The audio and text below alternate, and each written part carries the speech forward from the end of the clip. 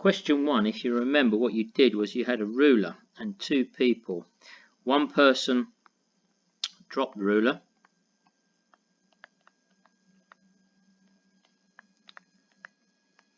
other person caught it, distance was measured,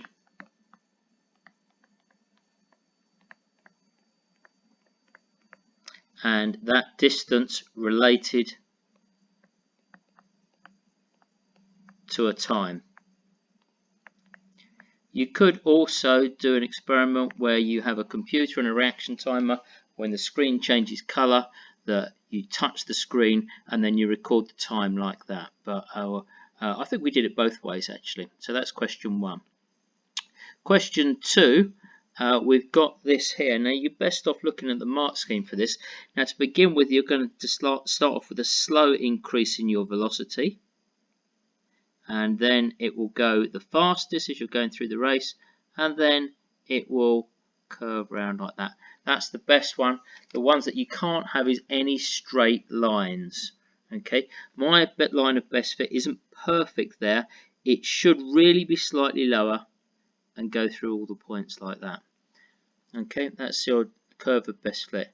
Explain how the acceleration of the it changes between 2 and 6 seconds. So between 2 seconds here and 6 seconds here, you can see the gradient decreases. Gradient's a lot there, gradient's not as much there. The gradient tells you the acceleration, so the answer to this is the acceleration decreases.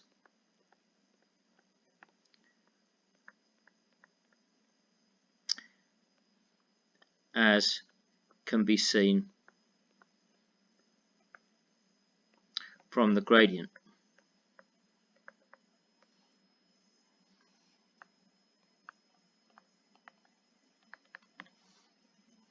Next one, we have a velocity time graph, and when you've got a velocity time graph, it's like so. If you just had a velocity and you had time, so distance equals velocity or speed times time, and if it was just a rectangle, it would be this area here.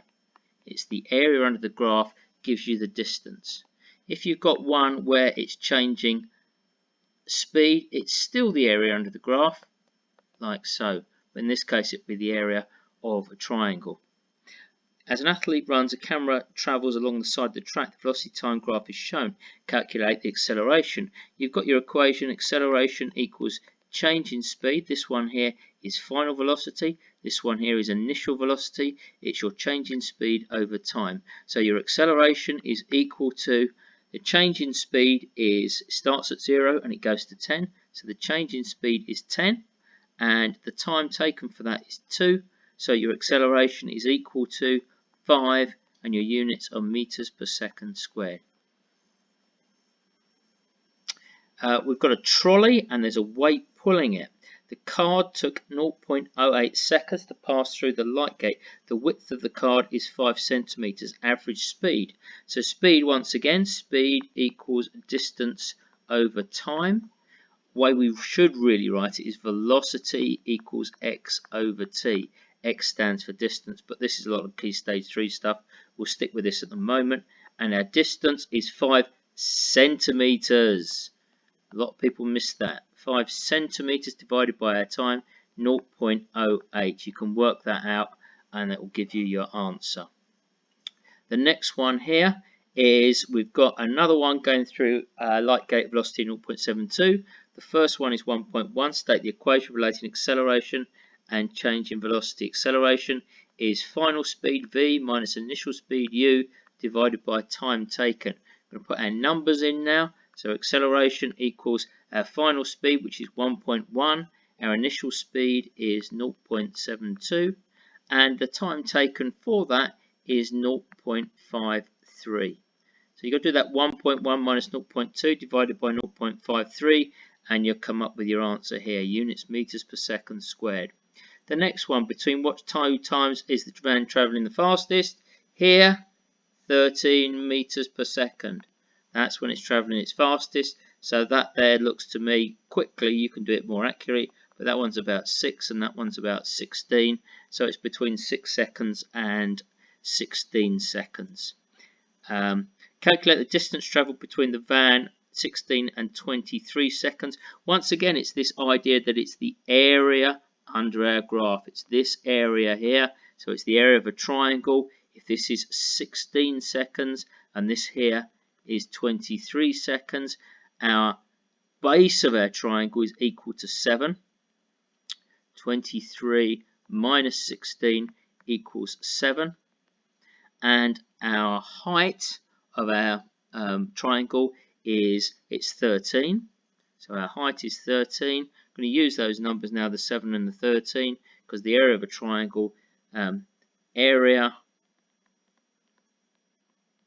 under a velocity against time graph equals distance.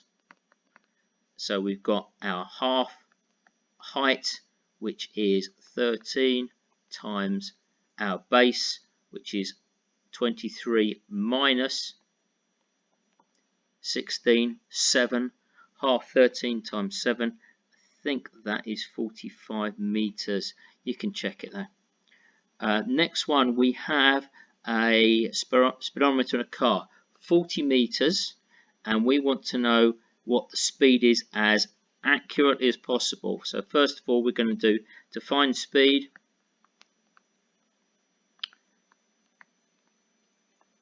Use speed equals distance over time. Distance is 40 meters. Measure the time.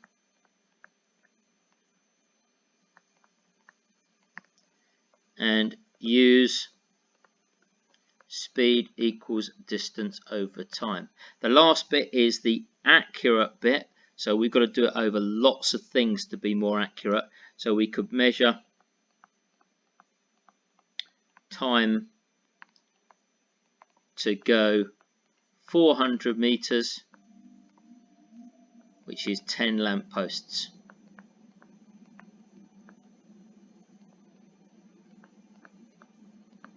Okay, so you just measure over more things to get a more accurate value. Next one, this is simply an equation. Half mv squared is equal to your kinetic energy. Once again, lots of people missed out that it's 960 kilojoules, so you've got 960,000. That's our kinetic energy, which is equal to half the mass, which is what we're trying to find out, and it's going at 40 meters per second, so that's 40 squared. I think, I can't really remember, you're going to need to check that yourself, but I think it comes out to be 1,200 kilograms. Only 5% of the energy of a lightning bolt is transferred to the kinetic energy. So out of all that total energy, there's only 5% of it, or 5/100ths, that's turned into our kinetic energy, which is 960,000. When you work that one out, you find out that it will come out to be 19,200,000 joules. But we're after megajoules, so that is 19.2 megajoules. We now got a submarine. The forces going forward are greater than the forces coming backwards, so therefore they must be speeding up. The propeller forces water away from the back of the submarine, so Newton's third law says that if the water is faced away from the submarine, then the water must push the submarine forward. So Newton's third law. Newton's third law. We have the propeller pushes water back, so water pushes sub forward.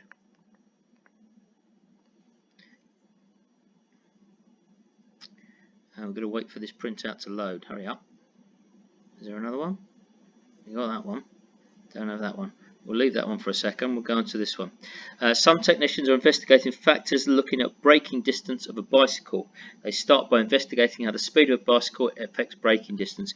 Use the information to describe how the braking distance of this bicycle changes with speed. Most people got the first bit. So as speed increases, braking distance also increases. But for your second mark, you can see it's curving upwards. So it's as speed increases,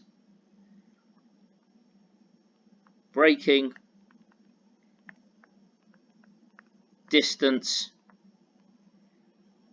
increases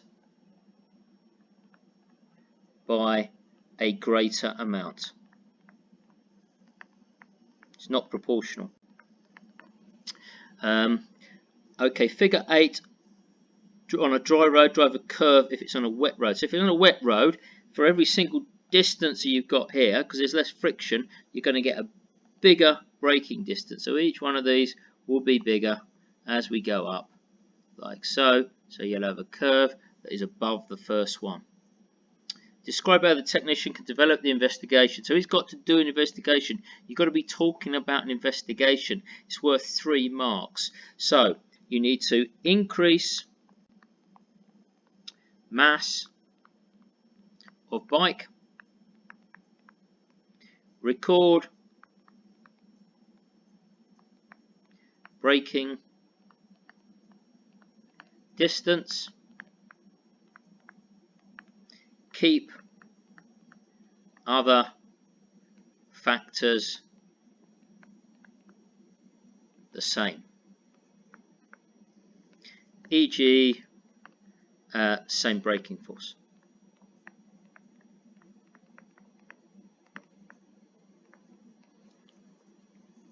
State the equation for the efficiency of the device that transfers energy. So efficiency equals useful energy out over total energy in. This one was tricky. Okay, so we're looking at the efficiency here. So we've got our efficiency and we want which is equal to our useful energy out over our total energy in. Now they give us our total energy in, which is 1500. Our energy out is the potential energy it goes as 70 kilograms goes up 1.3 meters, and we got our value of G that we should know, which is 10 newtons for every kilogram. So you've got 70 times 1.3 times 10 divided by 1500. It's equal to 910 over 1500. Your efficiency can either be a percentage. I can't remember what the answer was off the top of my head. It's around about 60%. You can either have it as a percentage or you can just have it as decimal place. It's round about 0.6, but you're going to need to check that yourself. Question 8. We've got a house with providing hot water, and then we've got 2 different materials, and we want to know how we can test those for 6 marks. So first of all, you need to have an experiment. You may well have a setup with 2 beakers, identical. So you need same water, same amount of water, same starting temperature.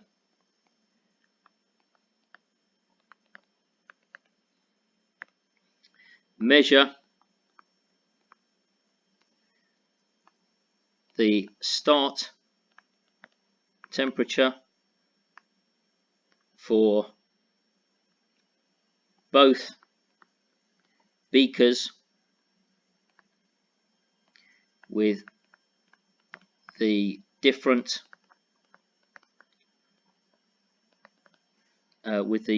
insulation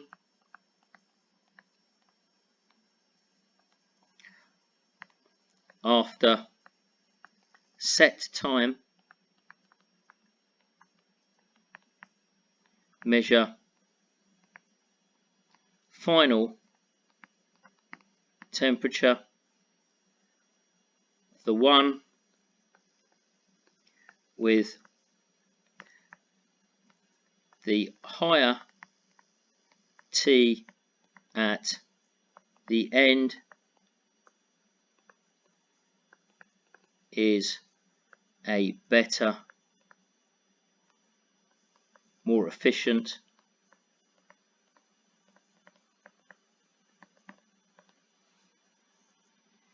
insulator. I do suggest that you check the mark scheme on that one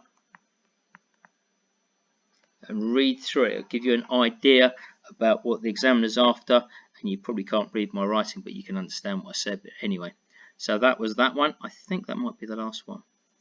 Okay, right, so that is the last one, and we had one other one that didn't come up. You might have to just check the mark scheme if it's still not there. It still can't load that at the moment. I'm going to leave it at that. You guys can look through that at your leisure and use the mark scheme as well.